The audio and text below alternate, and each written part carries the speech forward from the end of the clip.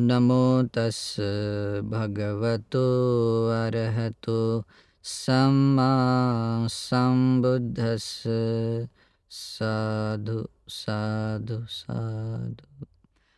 हमारे अति पूजनीय गुरु बंदी जी को हम नमस्कार करते हैं।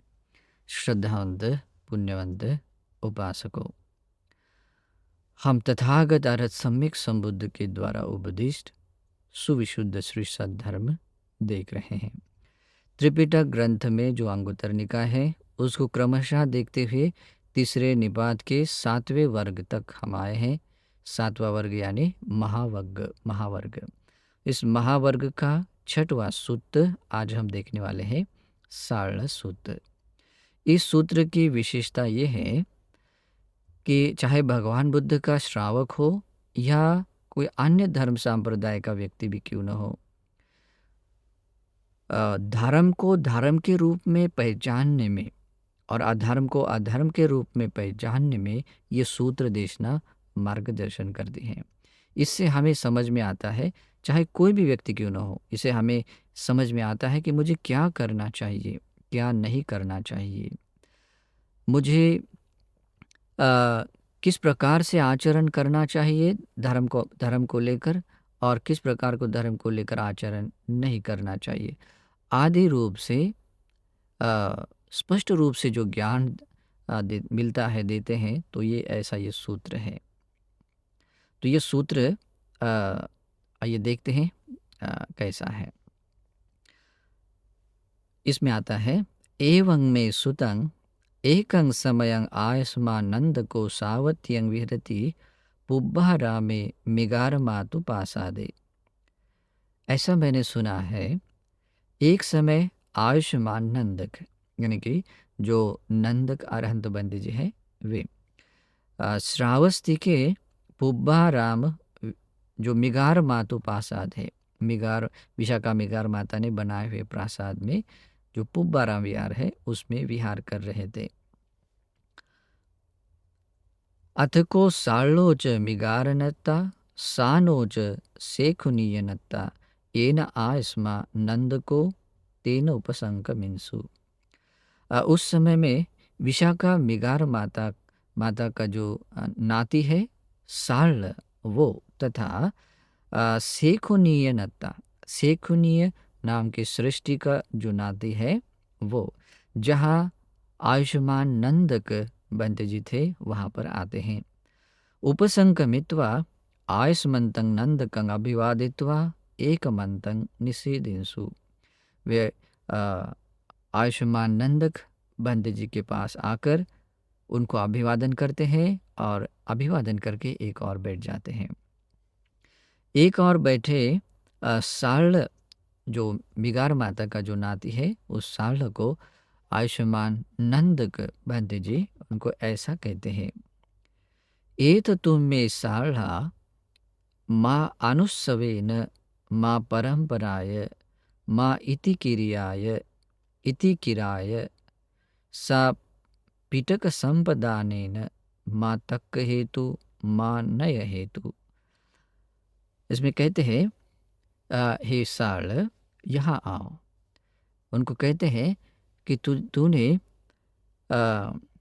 किसी के द्वारा तूने श्रवण किया हुआ है, सुना है, सुनना है, इसलिए तुझे उसको ग्रहण नहीं करना चाहिए, उसको तुझे स्वीकार नहीं करना चाहिए, उसको तुझे मानना नहीं चाहिए।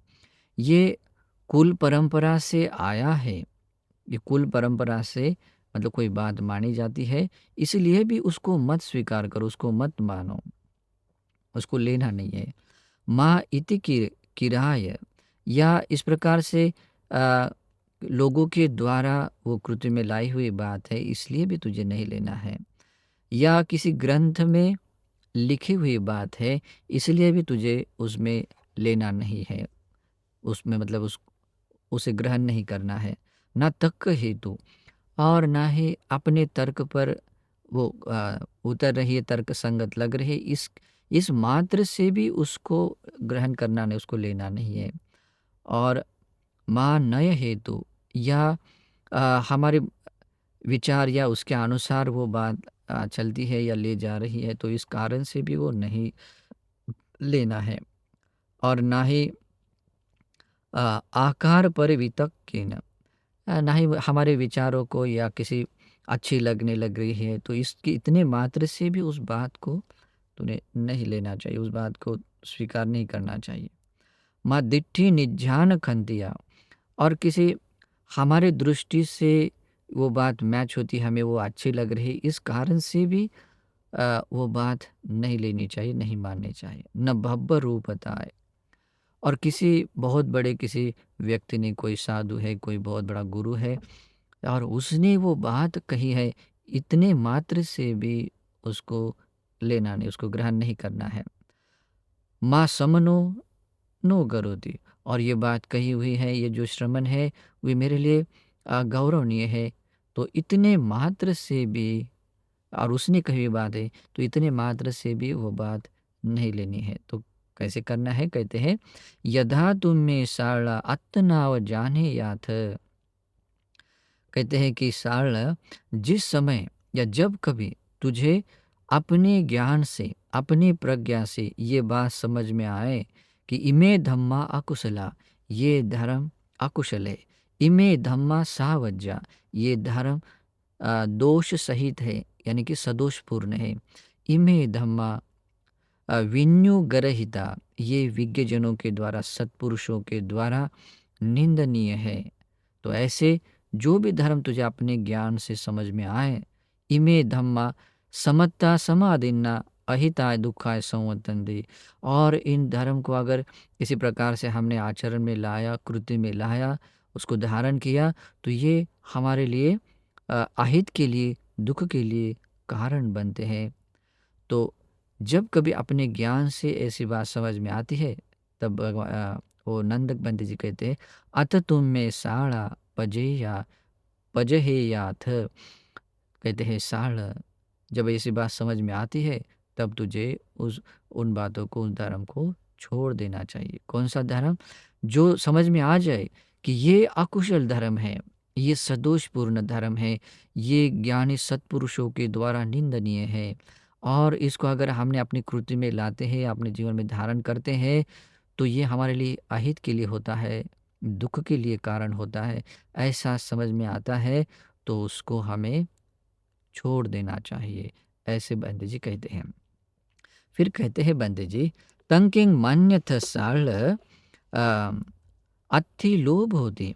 तो कहते हैं साल, तुझे क्या लगता है कि लोभ होता है, यानी कि चित्त में किसी के लोभ जागता है, लोभ होता है?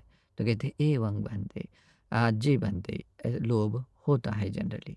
कहते हैं अभिजाति को अहंग सारला एत मतंग वदामी, कहते हैं सारला, उस लोभ को मैं अभिज्ञा कहता हूँ। अभिज्ञा यानी हमारी भाषा में कहे तो जैसे वो विषम लोभ जैसा होता है,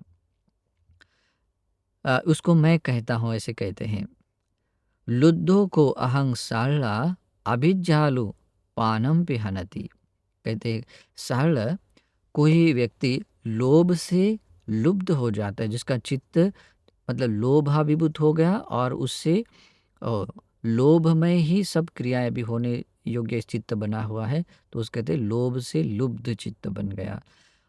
और अभिज्ञालो, अभिज्ञालो यानी विषम लोभ वाला, यानी कि दूसरों की चीज है या दूसरों की बात है, उसको लेकर भी हमारे मन में लोभ जागता है।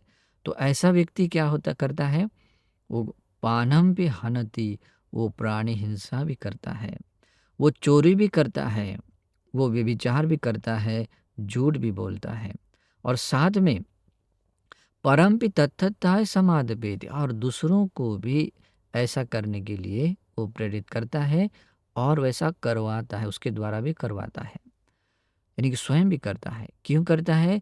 लोभ से लुब्ध है, अभिजाल बना है, यानी कि विषम लोभ के वशीभूत चला गया है।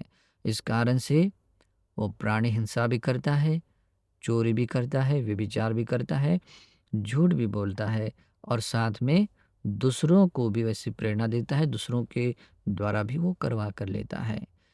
वो कहते हैं यंग यंग्स होती दीघ रतंग अहिताय दुखाय, जो कि वह उसके लिए बहुत लंबे समय तक बहुत लंबे समय के लिए, अहित के लिए, दुख के लिए होता है।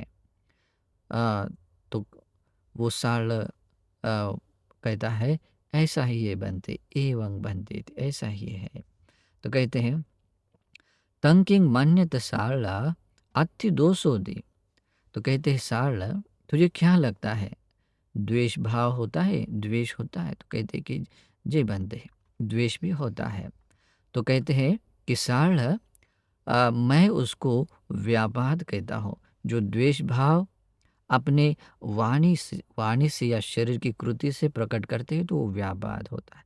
तो बंदे जी कहते हैं, नंदक बंदे जी कहते हैं कि मैं उसे ओ व्यापाद कहता हूँ। फिर कहते हैं साल द्वेष से दुष्ट बना हुआ व्यक्ति व्यापन्न चित्तो, और उस जो द्वेष भाव अपने वाणी और शरीर पर प्रकट करने वाला होता है, ऐसे स्वभाव वाला व्यक्ति होता है, तो वो व्यक्ति भी द्वेष से दुष्ट बनने के बाद में व्यापन्न चित्त वाला होने के कारण वो व्यक्ति प्राणी हिंसा भी करता है, वो चोरी भी करता है, व्यभिचार भी करता है और झूठ भी बोलता है।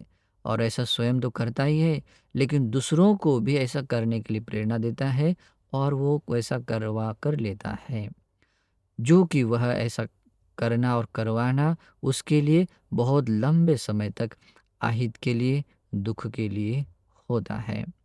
तो उस सारला कहता है जी बंदे ऐसी ही बात है, उसके लिए यह वह बात लंबे समय तक अहित के लिए, दुख के लिए कारण बनती है, ऐसा ही है।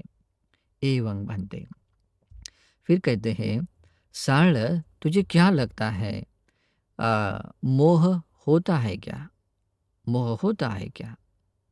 तो कहते हैं कि हाँ बनते, जी बनते ऐसा ही है, मोह चित्त में जागता है, मोह होता है। एवं बनते। तो बंदे जी कहते हैं सरल मैं उसे अविद्या कहता हूँ, मैं उसको अविद्या के अर्थ में कहता हूँ। मोह का अर्थ होता है जनरली हमारे भारतीय भाषा में मोह होना यानी किसी को लेकर कुछ आशा जागना, है ना, तो उसको मोह कहते, लेकिन वैसा नहीं है। मोह होना यानी आदमी मूड हो जाता है, मतलब समझ में नहीं आता है, अंध होने जैसा होता है। चाहे वो राग से अंध होता है, द्वेष से अंध होता है ना, तो और भी चीज़ों से अंध होता है। जो अंध होने का स्वभाव है वो मूढ़ता ही मोह होता है। तो बंदे जी कहते हैं कि साढ़ अविद्या, अविद्या के अर्थ में मैं उसको कहता हूँ। कहते हैं साढ़ मोह से जो मूढ़ व्यक्ति होता है, मोह से मूढ़ व्यक्ति होता है, अविद्याग्रस्त, अविद्या की वशीभूत व्यक्ति बन जाता है, तो वो व्यक्ति प्राणी हिंसा भी करता है, चोरी भी करता है, व्यभिचार भी करता है और झूठ भी बोलता है। स्वयं तो ऐसा करता ही है, लेकिन दूसरों को भी ऐसा करने के लिए प्रेरणा देता है और दूसरों के द्वारा भी करवा कर लेता है। जो कि ऐसा स्वयं करना और दूसरों को भी वैसे करवा कर लेना, उसके लिए क्या होता है, बहुत लंबे समय के लिए उनके उसके दुख के लिए, उसके आहित के लिए कारण बनता है। तो ऐसा कहने के बाद वो साड़ कहता है जी बंदे ऐसी ही बात है, ये उसके लिए निश्चित रूप से लंबे समय के तक आहित के लिए, दुख के लिए कारण बनता है। तो बंते जी कहते तंकिंग मन्यत साला इमे धम्मा कुशला वा अकुशला वादी। तो कहते हैं साला तुझे इसमें क्या लगता है, ये जो ऊपर कही हुई बातें हैं ये कुशल धर्म है या अकुशल धर्म है? तो कहते हैं अकुशल धर्म है बंदे। ये सदोष युक्त धर्म है या निर्दोष धर्म है? तो कहते हैं सदोष युक्त धर्म है। कहते हैं विज्ञजनों के द्वारा, सत्पुरुषों के द्वारा निंदनीय है या प्रशंसनीय है?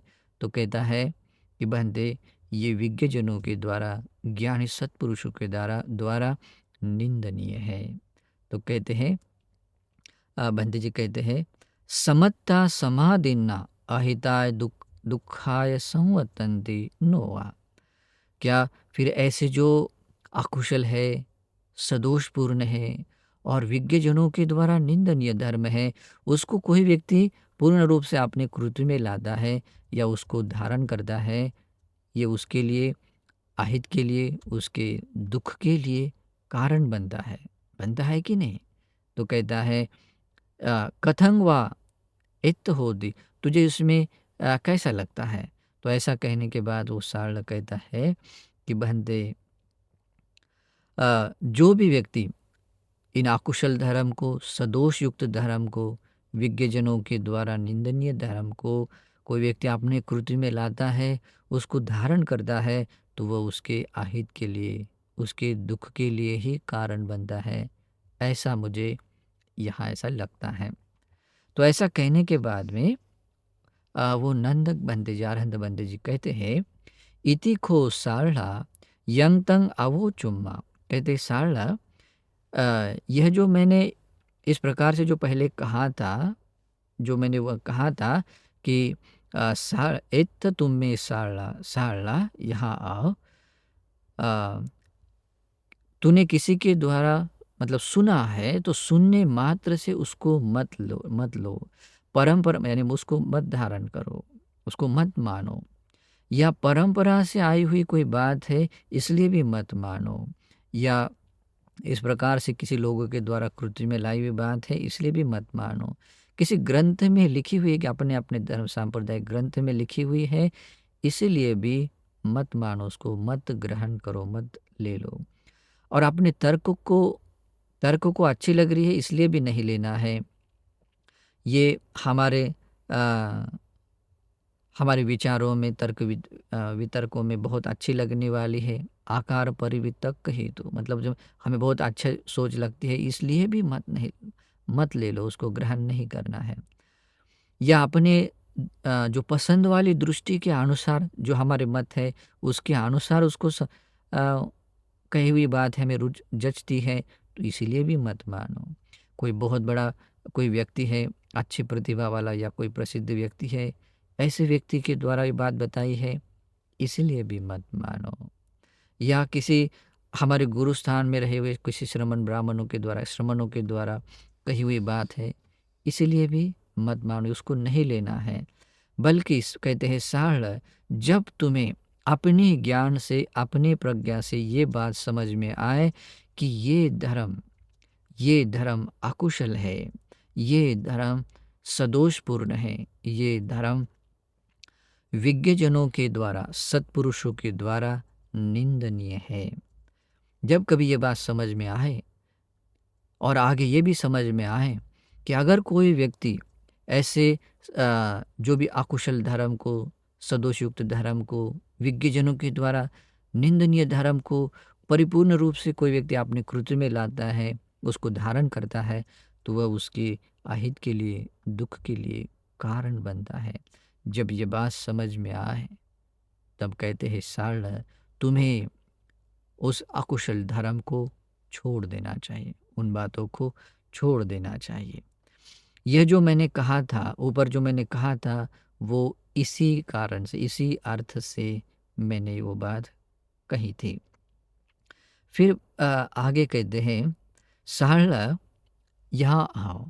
फिर वही बात कहते हैं कि किसी के द्वारा तूने सुना है इसलिए भी उसे मत मानो, या परंपरा से आई हुई बात है इसलिए भी मत मानो, या किसी की ग्रंथ में लिखी हुई बात है इसलिए भी मत मानो।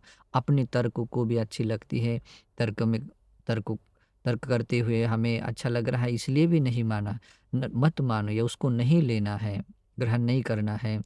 या अपनी दृष्टि के मुताबिक जो हमें जो जचने वाली, अच्छी लगने वाली दृष्टि उसके अनुसार कही हुई बात है इसलिए भी उसे नहीं मानना, उसको नहीं लेना है।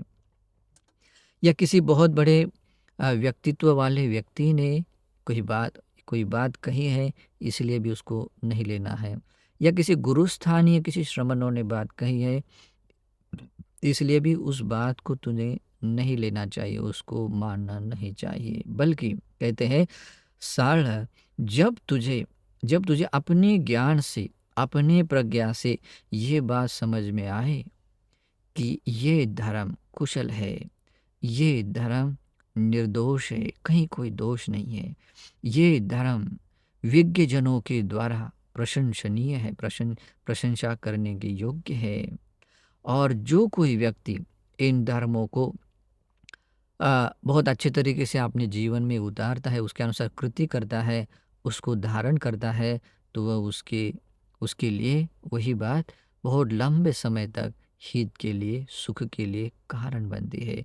जब कभी तुझे ऐसा अपने ज्ञान से ये बात समझ में आए, तब कहते हैं साल उस बात को तूने उसको क्या करना चाहिए, तो उससे युक्त होकर, उसको प्राप्त होकर, उपसंपज्ज विहरेयाथ, उस उन कुशल धर्म से युक्त होकर या उन कुशल धर्म को प्राप्त करके उसके साथ में विहार करना चाहिए।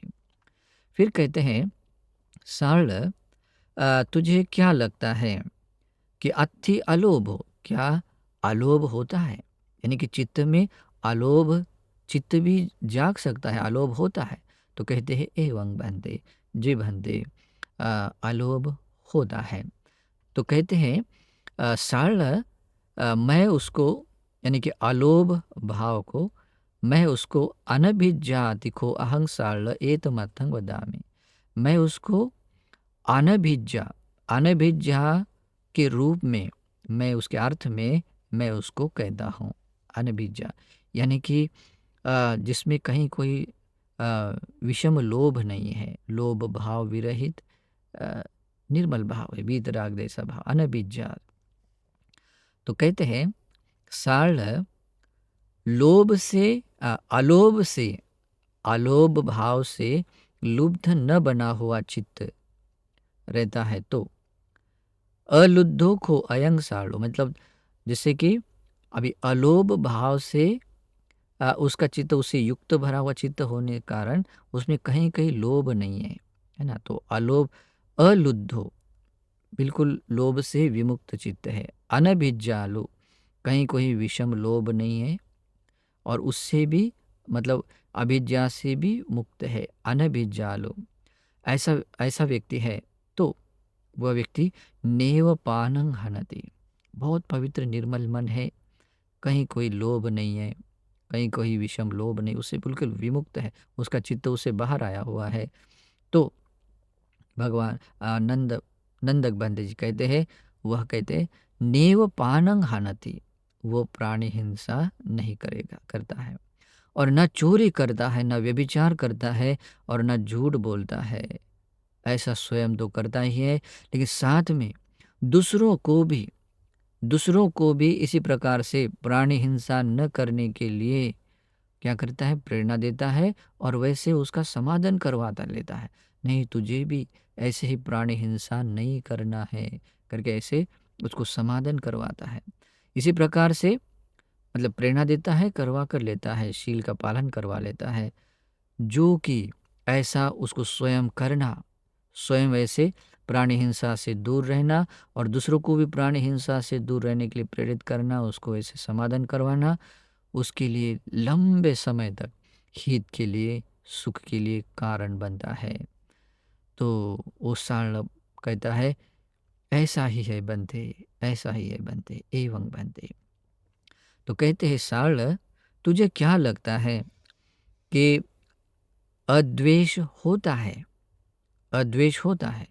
तो कहता है कि एवं बनते, हाँ बनते, अद्वेष भी है, अद्वेष भाव भी है, यानी कि द्वेष से रहित वाला चित्त भी, द्वेष से मुक्त वाला चित्त भी है।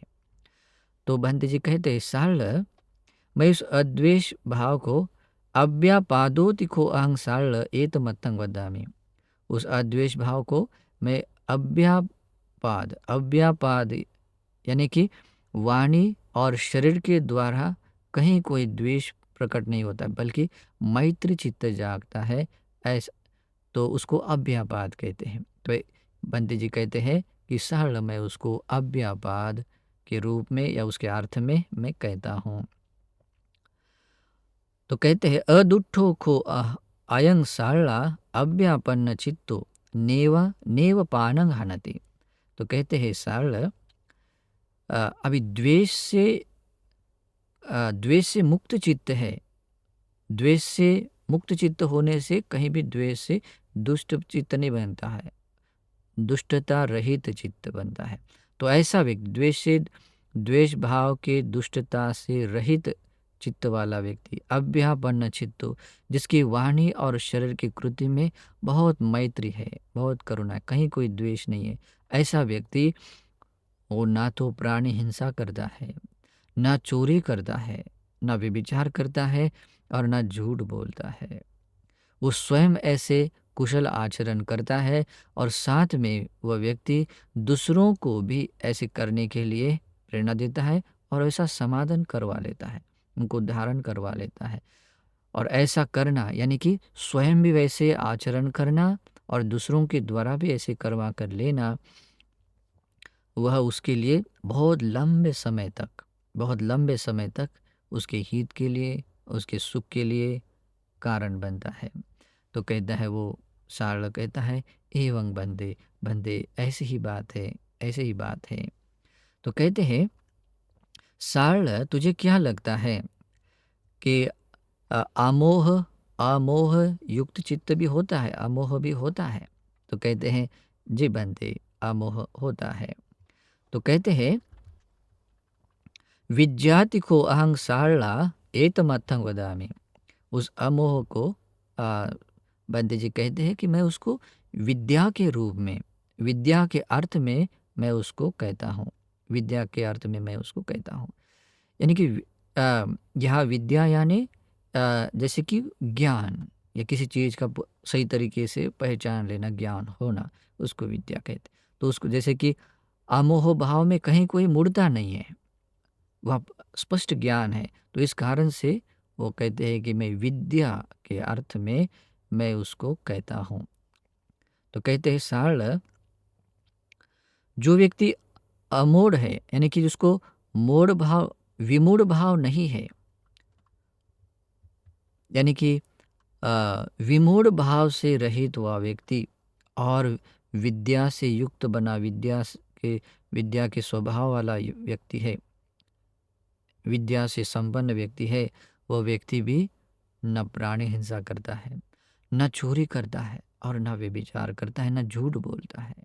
इस प्रकार से कुशल आचरण स्वयं करता है और साथ में दूसरों को भी ऐसा करने के लिए प्रेरणा देता है और वैसा समाधान करवा कर लेता है, जो कि उसके लिए ऐसा करना बहुत लंबे समय तक हित के लिए, सुख के लिए कारण बनता है।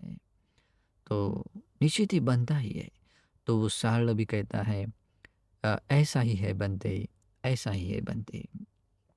तो ऐसा कहने के बाद में बंदे जी कहते, तो सारल तुझे क्या लगता है, अभी ये जो धर्म बताए गए हैं, अलोभ, अद्वेष, अमोह, और अलोभ, अद्वेष, अमोह के साथ में रहते हुए अपने वाणी और शरीर के द्वारा किए जाने वाले बहुत सुविशुद्ध जो कर्म है, सदाचरण है, स्वयं भी करता है और दूसरों के द्वारा भी वो करवा कर लेता है, समाधान करवाता है। तो ऐसा करना कितना अच्छा है, कितना मंगलमय है। तो सारल को पूछते हैं, तो तुझे क्या लगता है सारल कि ये कुशल धर्म है या अकुशल धर्म है? तो कहता है, बंदे ये तो कुशल धर्म है। तो कहते हैं, सदोष धर्म है या निर्दोष धर्म है? कहता है, बंदे ये तो निर्दोष धर्म है। फिर बंदे जी कहते हैं, क्या ये विज्ञजनों के द्वारा प्रशंसनीय है धर्म है या विज्ञजनों के द्वारा निंदनीय धर्म है? तो कहते हैं कि बंदे ये तो विज्ञजनों के द्वारा प्रशंसनीय है, विज्ञजनों के द्वारा प्रशंसनीय है। तो कहता बंदे जी कहते हैं, तो जो भी समता समादिन्ना हिताय सुखाय संवत्तन्ति नोवा, कहते हैं, तो जो भी कोई व्यक्ति ऐसे कुशल धर्म को, जो निर्दोष धर्म है, ज्ञानी सत्पुरुष व्यक्तियों के द्वारा प्रशंसनीय धर्म है, उसको अपने जीवन में पूर्ण रूप से कोई व्यक्ति आचरण में लाता है, उसको धारण करता है, तो उसके लिए हित के लिए, सुख के लिए कारण बनता है, कारण बनते हैं वही बात। तो बंते जी पूछते हैं, ऐसा होता है कि नहीं? तो कहता है, या उसको यहाँ पर तुझे क्या लगता है, कथंग वाय तो होती, तुझे यहाँ पर क्या क्या लगता है, कैसे लगता है?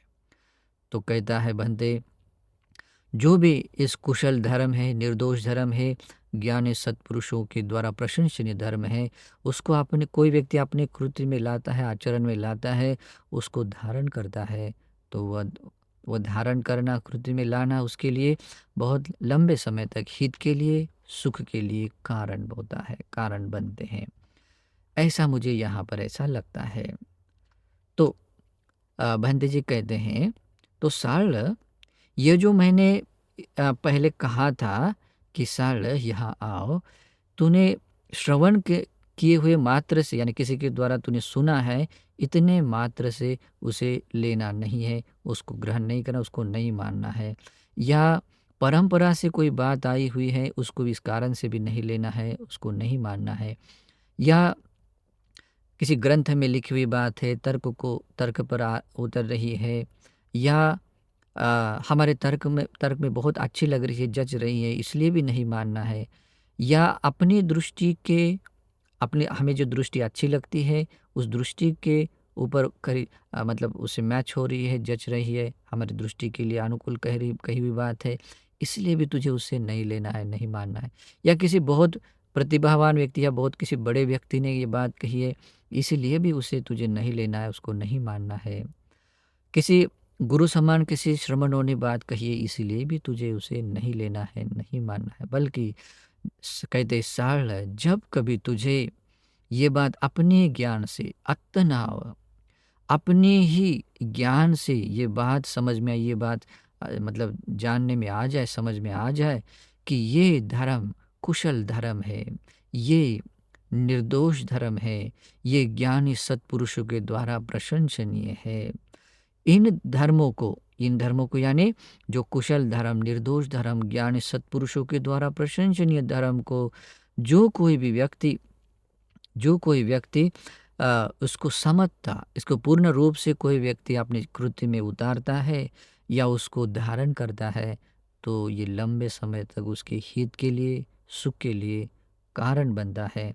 ये बात जब तुम्हें समझ में आ जाए, अपने ज्ञान से बात समझ में आ जाए, तो कहते हैं साल, तब तुम्हें उस कुशल धर्म या निर्दोष धर्म, ज्ञानी सत्पुरुषों के द्वारा प्रशंसनीय धर्म को तुम्हें प्राप्त करना चाहिए, उससे युक्त बनकर उससे अपना जीवन जीना चाहिए, विहार करना चाहिए। तो बंदे जी कहते इति यंतंग उत्तंग इदमेतंग पटिच्च पटिच्च उत्तंग, यह जो मैंने कहा था वो इसी कारण से मैंने कहा है करते कहते। फिर कहते हैं सखो सो सारणा आर्य सावको एवं विगताभिज्जु विगत व्यापादो असम्मुल्लो संपजानो पतिस्सतो मेत्ता सह गतेन चेतसा एकं दिशं फरित्वा विहरति। फिर बंटी जी कहते हैं सारण, वह जो आर्य श्रावक है, भगवान बुद्ध का श्रावक है, आर्य श्रावक है, इस प्रकार से विगत अभिज्ञा यानी कि जो अभिज्ञा है उससे विरहित, यानी कि लोभ भाव है, अभिज्ञा है, उससे विरहित चित्त वाला व्यक्ति बनता है। व्यापाद भाव विरहित और मोह भाव विरहित, असमूलो यानी कि मोह विरहित और बिल्कुल मतलब ज्ञान रखने वाला, विद्या के साथ में रहने वाला, है ना, असमूलो। तो मूढ़ता भाव से विरहित चित्त वाला जब आर्य श्रावक होता है तो वो कैसे रहता है, संपजानो, अपने शरीर के इरियापथों के हर क्रियाओं के साथ में ज्ञान के साथ ज्ञान के साथ अपनी कृति करता है, जानते हुए कृति करता है, उसको कहते हैं संपजानो। पतिस्सतो, अपने हर इरियापथों में स्मृति बनाए रखता है और ऐसा विहार करता हुआ मिथ्या सहगतेन चेतसा एकं दिशं फरित्वा विरति, अपने हृदय में इस सभी प्राणियों के प्रति एकं दिशा मतलब कि एक दिशा की ओर, एक दिशा है जैसे पूर्व दिशा है, तो उस पूर्व दिशा के अनंत दूरी तक जितने भी प्राणी रहते हैं उन प्राणियों के प्रति अपने मैत्री चित्त जगाता हुआ और फरति मैत्री भाव को बढ़ाता है और बढ़ाता हुआ विहार करता है। तथा उसी प्रकार से जो दूसरी दिशा है, तीसरी दिशा है, चौथी दिशा है, ऊपर नीचे की सभी ऊपर नीचे की दिशा और ये जो अनुदिशाएं हैं, उन सभी दिशाओं की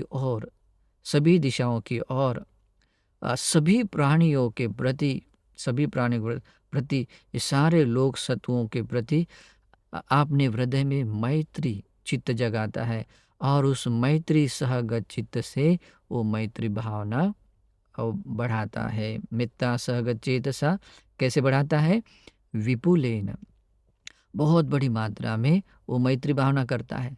महग्गतेन, यानी कि वो अपने इस भूमि प्रदेश के स्पेस को बढ़ाता हुआ, बड़ा बनाता हुआ, महग्गतेन, और अपमानेन, इस अनंत अनंत दूरी तक, हर दिशा के अनंत दूरी तक, अप्रमाण दूरी तक वो मैत्र चित्त के साथ में वो भावना बढ़ाता है। कैसे बढ़ाता है?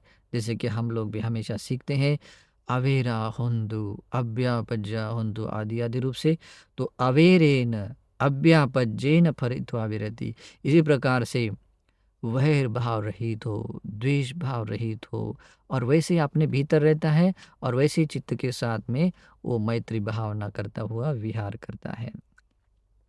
फिर बंते जी कहते हैं, आगे कहते हैं, उसी प्रकार से करुणा सहगतेन चेतसा, उसी प्रकार करुणा चित्त जगाकर, उन सभी एक दिशा है, दूसरी तीसरी चौथी दिशा है, ऊपर नीचे की दिशा है, अनुदिशा है, सभी दिशाओं की ओर, सभी और सभी प्राणियों, लोक सत्वों के सभी प्राणियों के प्रति करुणा चित्त जगाता है, और करुणा चित्त के साथ में वो भावना बढ़ाता हुआ विहार करता है।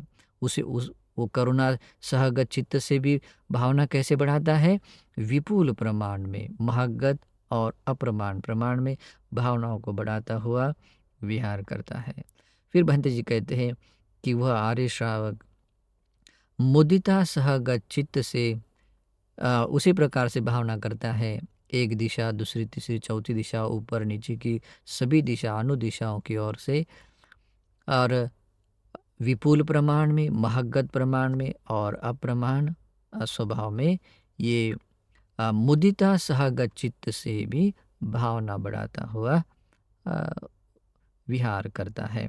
फिर कहते हैं उपेक्षा सहगत जो चित्त से भी उसी प्रकार से सभी दिशाओं की ओर, सभी दिशाओं के यानी कि 10 दिशाओं की ओर वो उपेक्षा भाव को बढ़ाते हुए उपेक्षा ब्रह्म विहार की भावना करता है, और वो भी करते हुए विपुल मात्रा में, महगत प्रमाण में, और अप्रमाण अप्रमाण चित्त से अप्रमाण दूरी तक, यानी कोई प्रमाण लिमिट नहीं है, उतने प्रमाण तक अपने चित्त में उपेक्षा भाव जगाकर उसके साथ में वो उपेक्षा ब्रह्म विहार की भावना करता है, विहार करता है।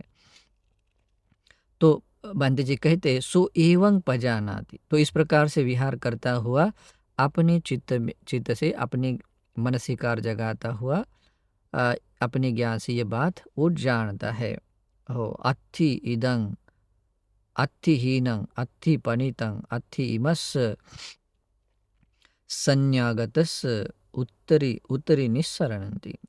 तो इस प्रकार से देखता हुआ अत्थि इदं, तो इदं मतलब यानी कि जो सत्य को देखता है कि अरे ये सत्य है, दुख आर्य सत्य है, ये दुख आर्य सत्य, ये दुख सत्य है, जीवन में जो भी मनुष्य के जीवन में या किसी भी प्राणी जीवन में ये दुख सत्य है, इदं अत्थि इदं, और ये दुख है और ये दुख का कारण है, ये दुख का कारण। अत्थि पनितं, यानी कि कारण तो है, कारण कारण है तो वो हीन स्वभाव में आता है, का दुख है, दुख का कारण है।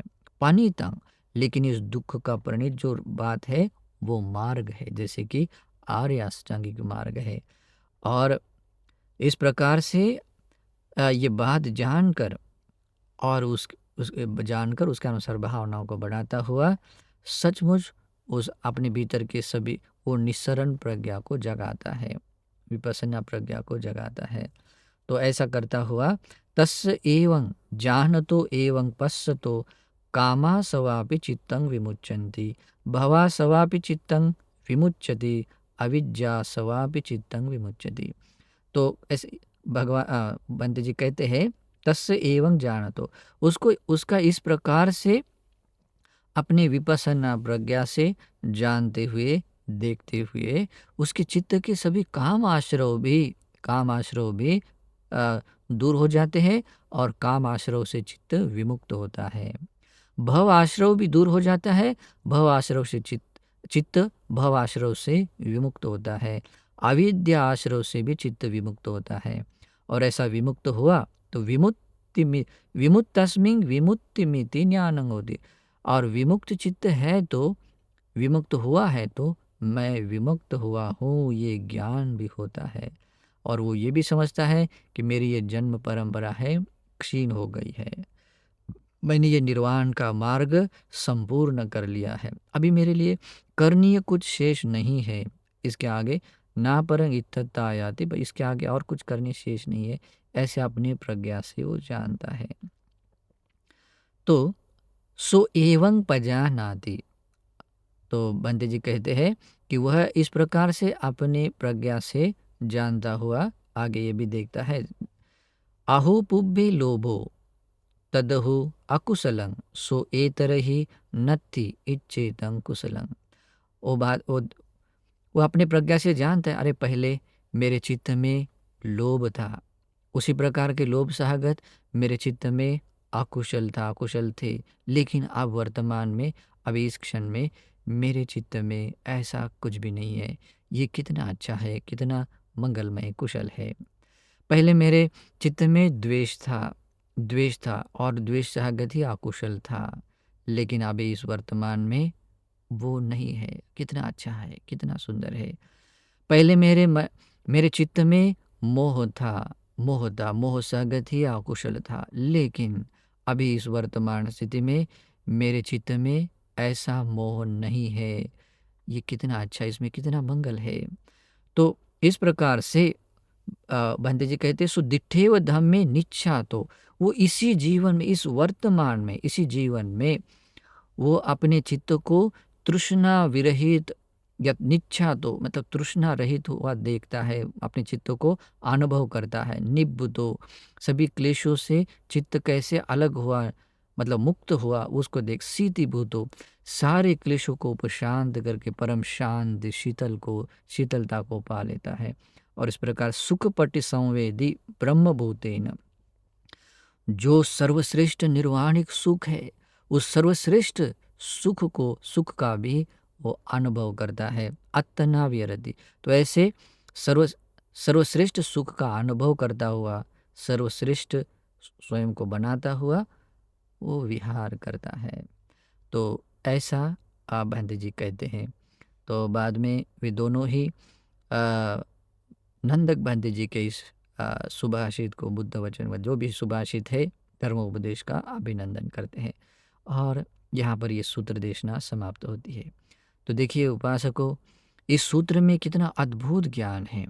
इसमें स्पष्ट रूप से कहा गया है कि किसी परंपरा से आई हुई बात है या सुनी सुनाई बात है, किसी ग्रंथ में लिखी हुई बात है, आदि रूप मतलब या अन्य भी तरीके से कोई बात, इतने मात्र से उसको नहीं लेना है, इतने मात्र से उसका अनुगमन नहीं करना, उसको ग्रहण नहीं करना है।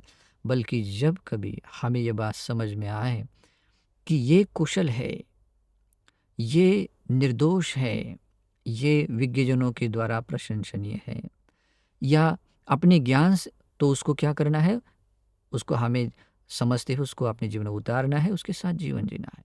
और जब हमारे ज्ञान से बात समझ में आए कि हाँ ये अकुशल है, ये सदोषपूर्ण है और ये विज्ञजनों के द्वारा निंदनीय है, तो ऐसी वो जो ऐसी जो धर्म है, अकुशल आदि धर्म है, ऐसा करेंगे तो, इसके अनुसार आचरण करेंगे तो निश्चित रूप से आहित होगा, दुख के लिए कारण बनेगा, नहीं तो मुझे ऐसा नहीं करना चाहिए। तो आदि रूप से समझते हुए व्यक्ति ने अपने ज्ञान से अधर्म को छोड़ना चाहिए और धर्म को धारण करना चाहिए।